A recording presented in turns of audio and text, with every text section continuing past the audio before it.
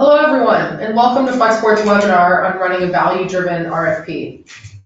I'm Rachel Dyke, Senior Director of Global Pricing here at Flexport, and I'm joined by Tony Crisafulli, our Senior Director of Global Bid Management, and Daniel Fialos, our Global Manager of Bid Pricing. So today we're going to be discussing how to find the right freight forwarder for your business needs through running a comprehensive RFP process. I'll pause to say, please note that we are recording this webinar and we're going to send out the recording and the slides before the end of the week. And then I also just want to take a moment to say that running a formal RFP process isn't the only way to find the right freight forwarding partner who can solve all of your pain points. There's a number of other formats you can use to evaluate a freight forwarding partner against your requirements. Great. And as a reminder, we will have a Q&A session at the end of the presentation. So please submit any questions you may have throughout the discussion, and we will try our best to answer those questions at the end of this overview. And as Rachel said, an RFP or a request for proposal may be referred to as an RFQ, a bid, or a tender. And for the purposes of this webinar, we will use RFP to represent the full bid process. And there are two general approaches towards conducting an RFP. And the first is a formal RFP, and of course the second is an informal RFP. And the best practices we will cover today will allow you to develop an RFP for your specific business needs. So when would be the best time to use a formal RFP? A formal RFP may be required by internal policy. For example, let's just say you have a certain spend threshold, or perhaps there is a procurement department which is separate from the logistics organization. You may have high volume and many port pairs and modes, making an informal negotiation just really too complex, or where there is an opaque market that has many suppliers.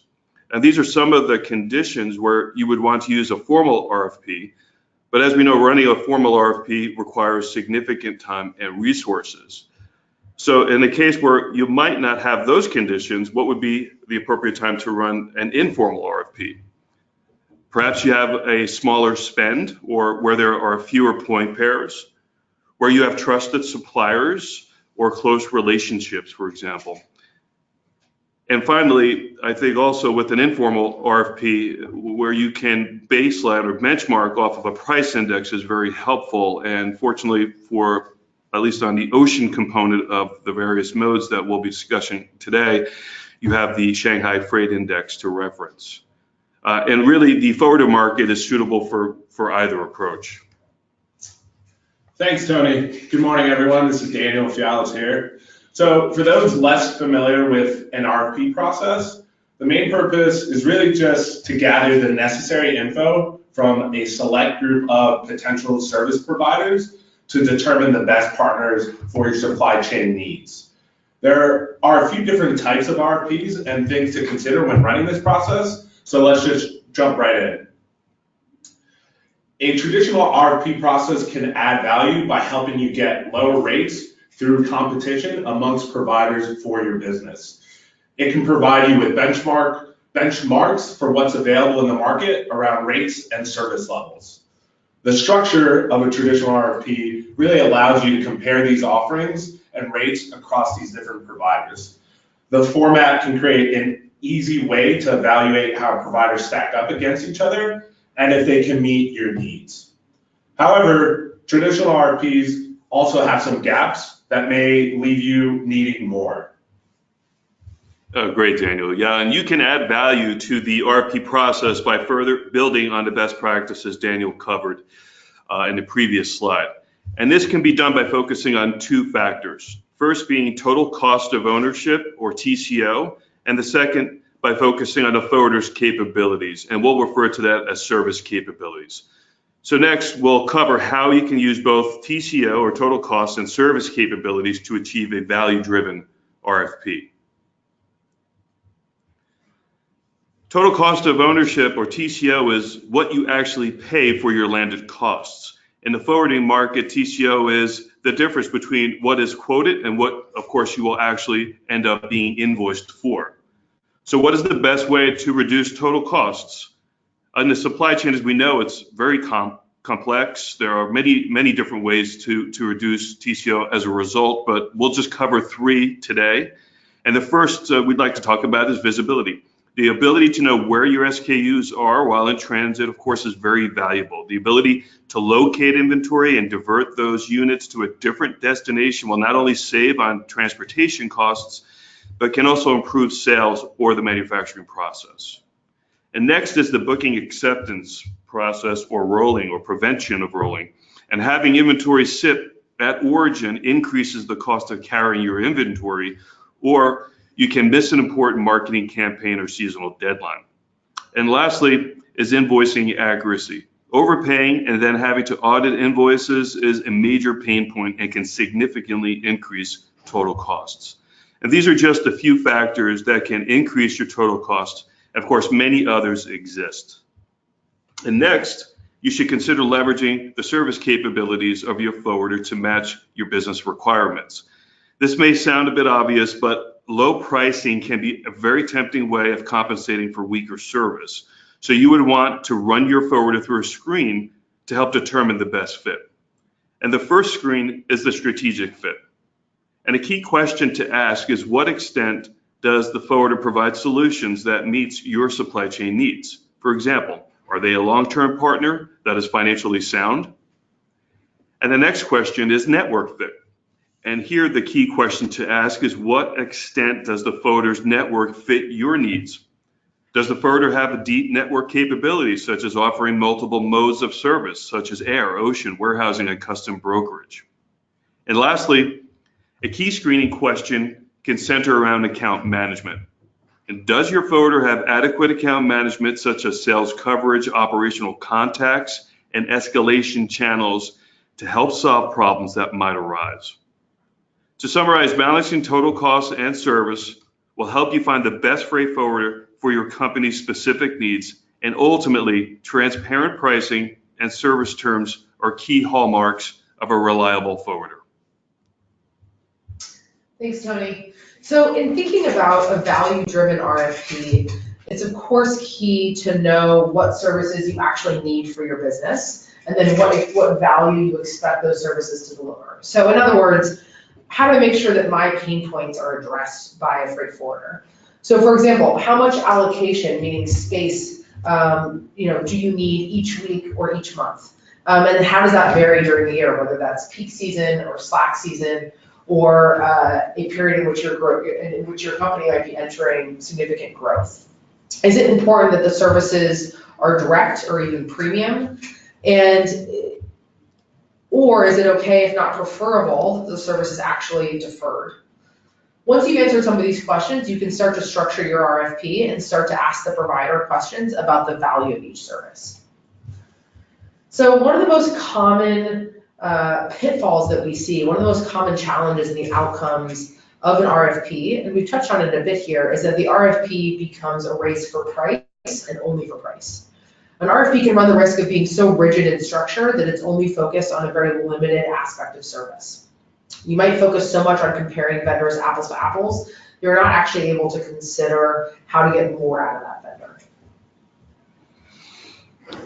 Great, and here we have a table that highlights a few common pitfalls and potential fixes to ensure you navigate the RFP process successfully.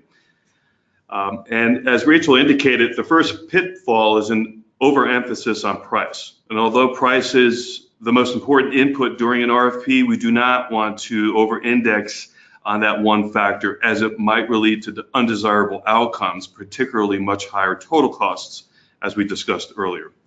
So understanding how the quote or price will fluctuate under certain scenarios is key. For example, is the price fixed or floating? You may have requested fixed pricing in your RFP documents, but it is critical to confirm the pricing structure throughout the bid process to ensure accurate pricing. The next pitfall is a misalignment between supplier capabilities and your business needs. And as we discussed earlier, ensuring your forwarders understand your requirements, ideally through an SOP or a routing guide, can really optimize the relationship. In this way, we are clear and there's documented evidence and requirements that you and your forwarder can reference throughout the life of the agreement.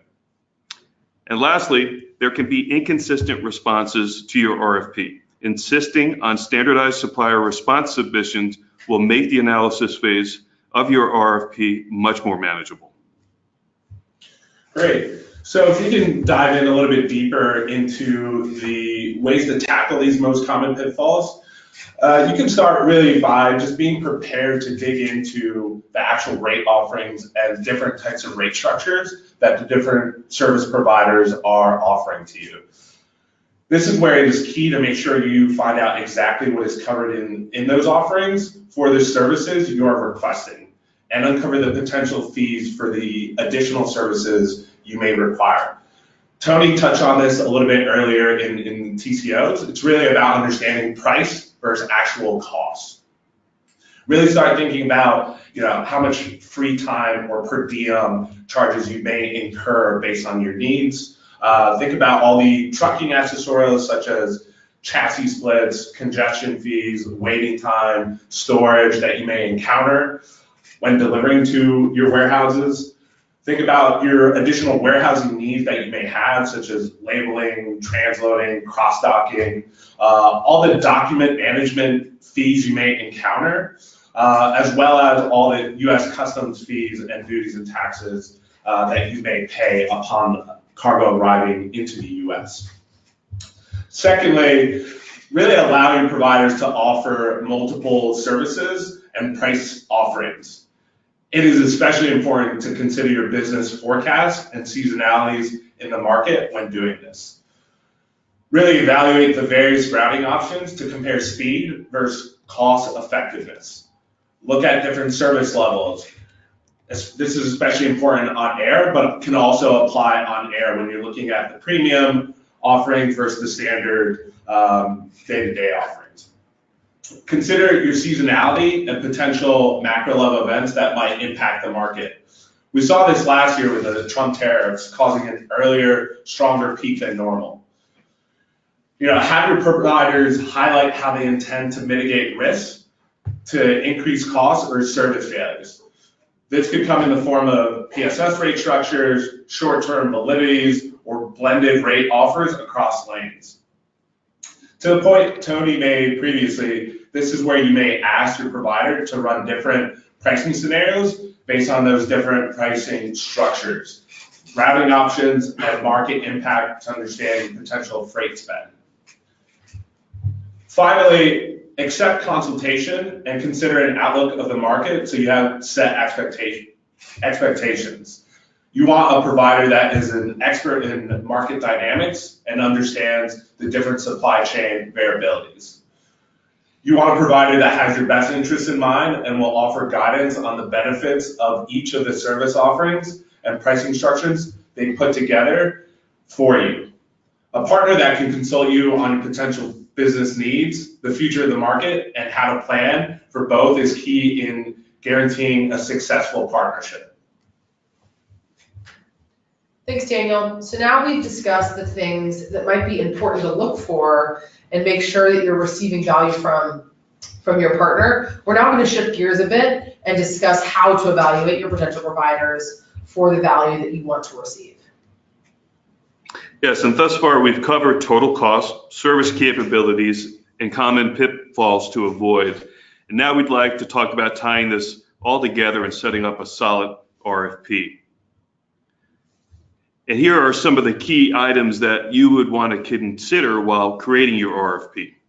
Accurate volumes per lane can be very difficult to estimate, especially if your supply chain is changing. Spending adequate time with your internal business partners to understand how the sourcing needs may be changing will go a long way towards producing accurate volume projections and therefore cost estimates. Next up is to define your company's needs and requirements in advance. As we've mentioned, developing a standard operating procedure that your forwarder understands is one way you can achieve this. Next, identifying areas of improvement in your supply chain is critical. A forwarder, as Daniel had referenced, should be able to help you uncover these solutions or at least problems and offer solutions to your areas of need. Qualifying and disqualifying candidates with research in advance of the RFP, namely through interviews or even an RFI, is highly desirable.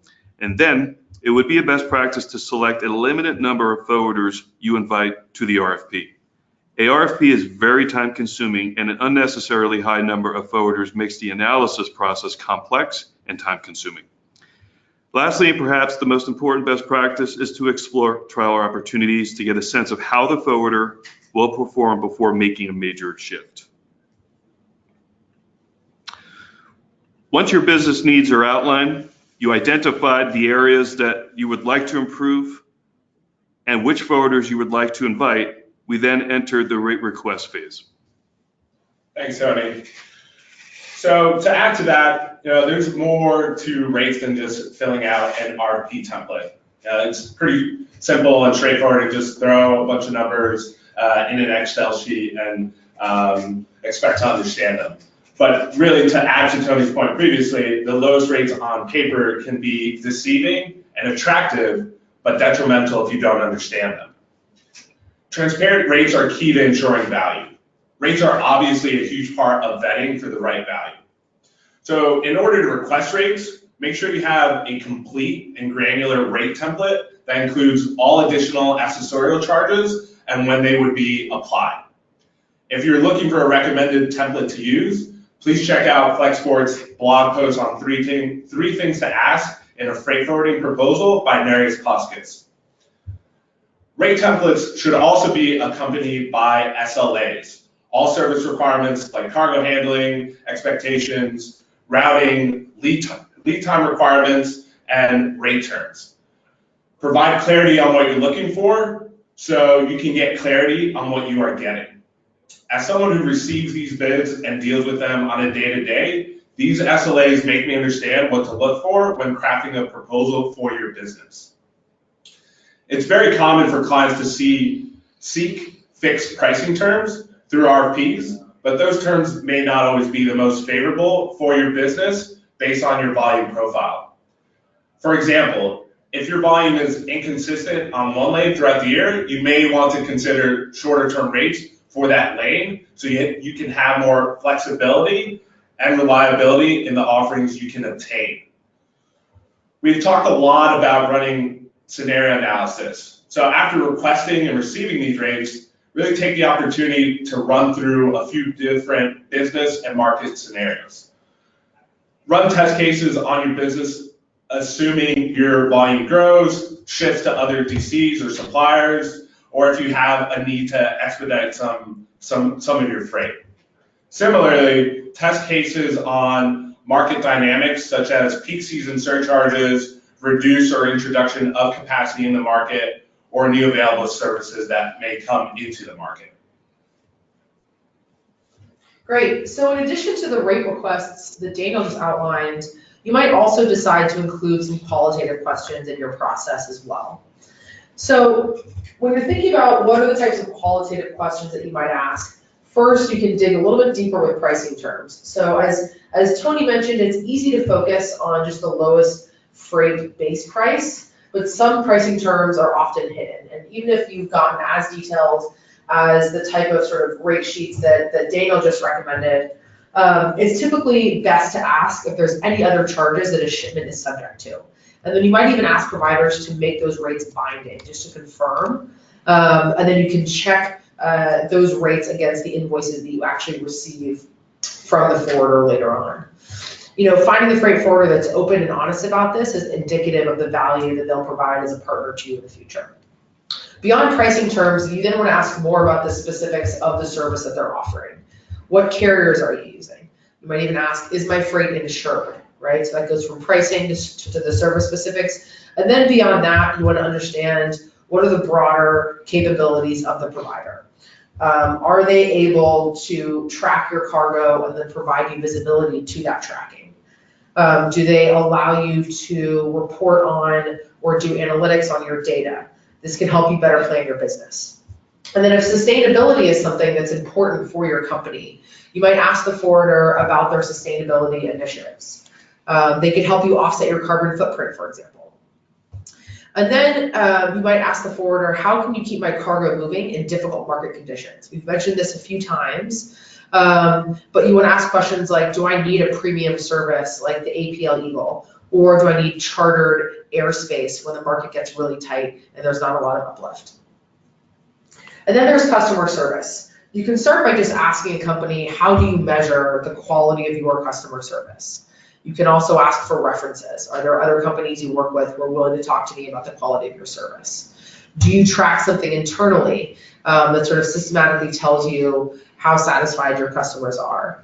And the reality is that not all providers regularly measure customer satisfaction. And we would say that doing so indicates that the customer is actually at the center of their business practices. If they're not measuring it, the customer is probably not at the center of their business practices.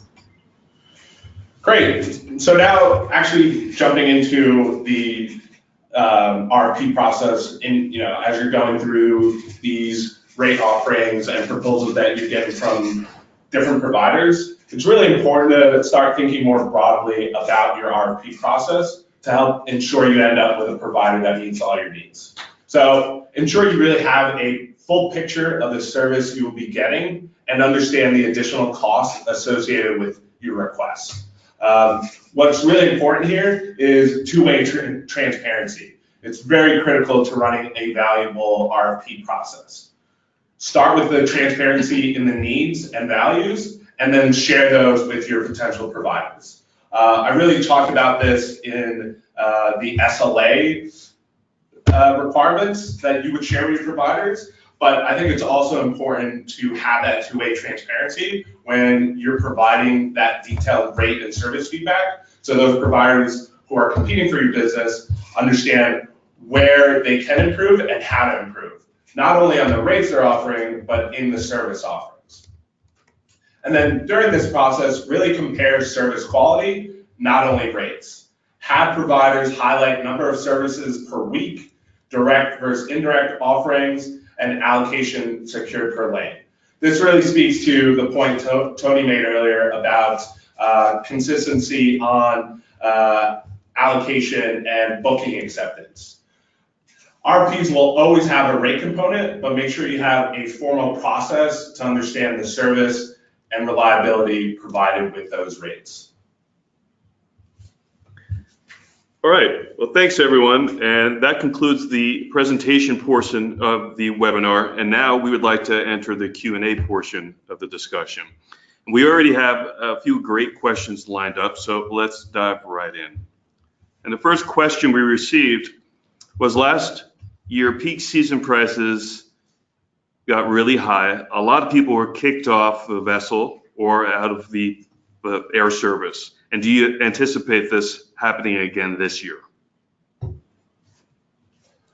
Great question. So obviously these things are always pretty difficult to predict. I think you always want to consider the potential that could happen, right? I think what potentially could happen is another Honda type situation, which everyone should be prepared for. And in those scenarios, the first people and cargo to get kicked off the vessels are the lowest paying cargo. And the cargo that won't have a PSS during those peak months, or in a scenario where capacity is reduced. We don't necessarily know for sure yet whether this is going to happen this year, but I think the point we really want to drive is to be prepared for it, to consider different offerings that may include a PSS clause, especially if your volume is seasonal during those pre-Golden Week and pre-Chinese New Year months, and have your forwarder walk you through why that PSS clause might be beneficial to you.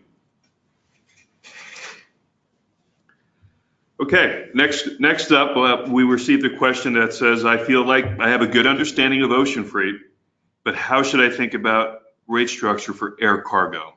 And that's an excellent question. I think during the RFP process, the ocean rates, although somewhat volatile, are not as volatile as air cargo. And so one misconception we often do see in the marketplace is that the standard pricing, or what is really a spot market rate, is submitted during the RFP rate request period. And as a result of that, the assumption is that's a fixed rate when in fact it is not. So making a distinction between a fixed and floating rate or spot rate is critical. Fixed rate, of course, can ensure that the pricing is fixed throughout the whole year, but a question mark that always comes up during this process is, are you going to be able to secure the capacity that you need and the transit time that you desire? An air forwarder can certainly take on additional cargo, but the transit time could become quite extensive, much more so than you would have anticipated during the peak period as they prioritize higher paying cargo.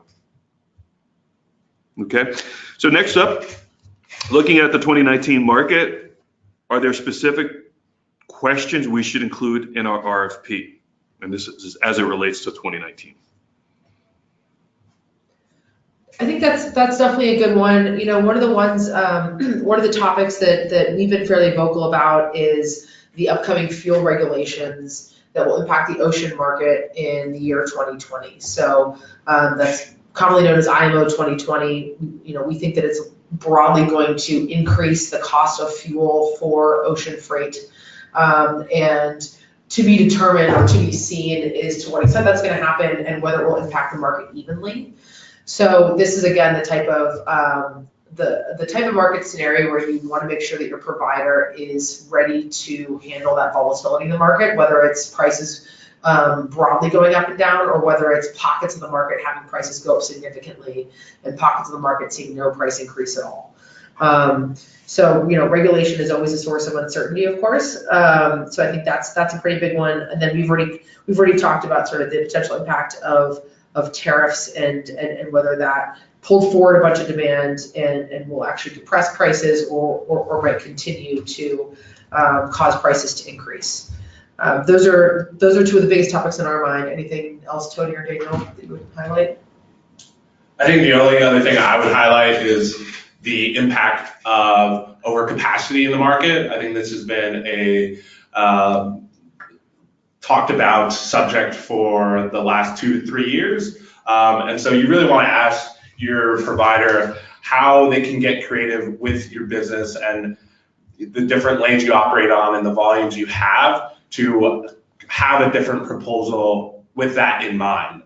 Because you might have an opportunity at moving some volume at a more attractive spot volume rate for a part of your business where it makes sense to actually move on that type of rate structure. Yeah, I would only add that we're still in a fairly uncertain period in terms of pricing. So I would really vet out whether or not you're being offered fixed or floating pricing, and to make that very clear. I think that would help tremendously on in terms of planning and where you are in terms of your selection. Of course, a lot of companies will know that a heavy weight is being made based on price in terms of inputs, and then they will reduce prices for that reason. So you want to just vet that. Okay, next up is, how do you recommend reducing the list of forwarders or providers? So I'll jump in there. I think, you know, and we mentioned this a little bit during the webinar, but we recommend, you know, keeping the list of forwarders involved in your RFP to folks that you actually know, and ideally have run trials with and gotten to know. We mentioned so many different types of service capabilities that are important in evaluating a partner.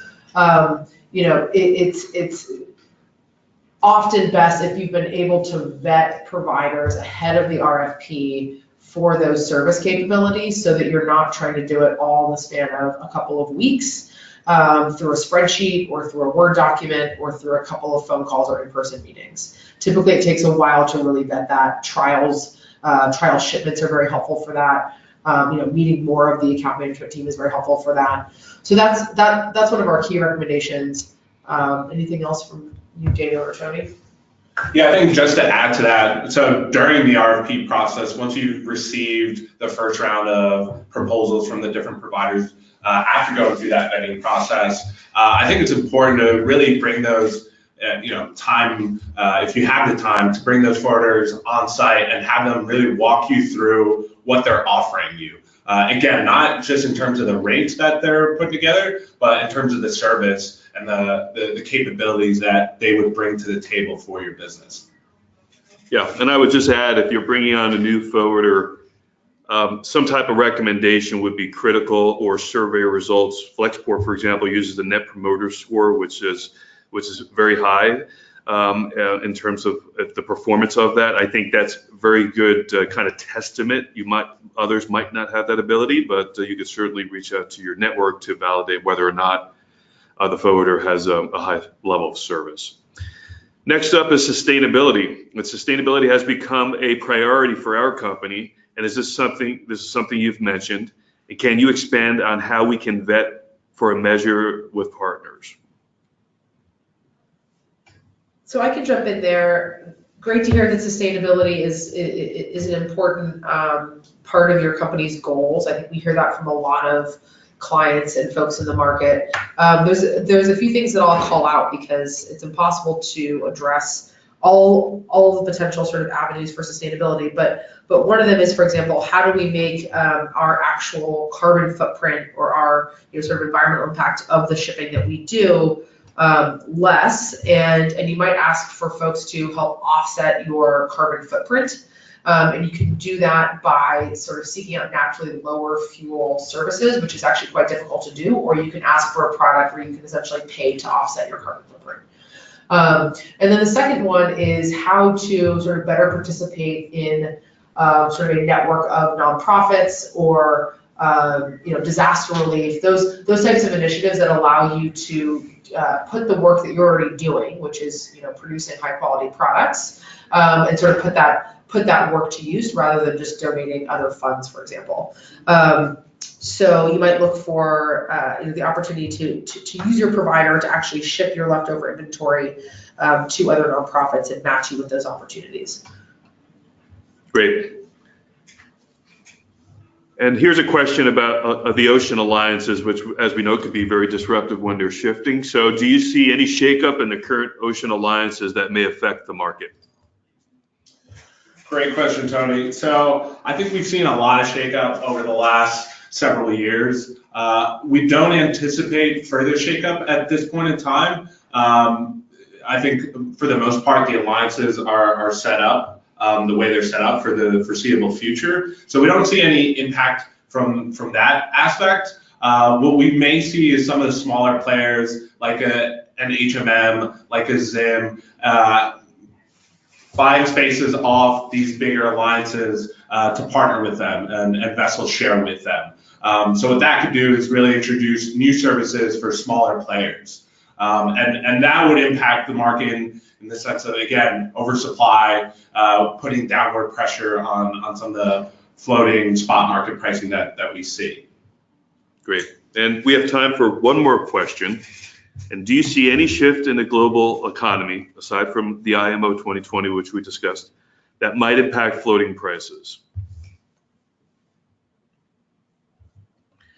So the economic outlook today, as we know, a lot of demand has been pulled into Q4 of last year.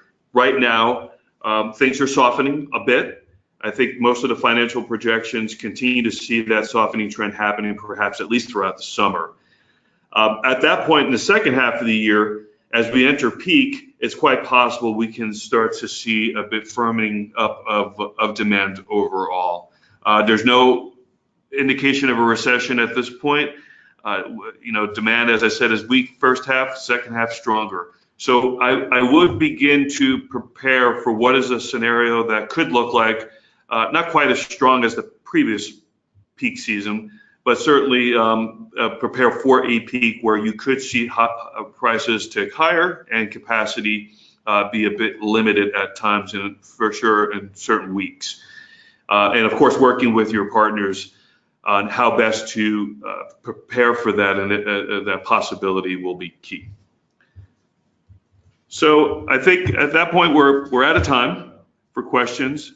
And we want to thank you all for joining us. We'll be sending out a recording of today's webinar with some related resources, particularly a RFP template, which is a really helpful tool to assist during this process. And we'll send that out within the next 24 hours.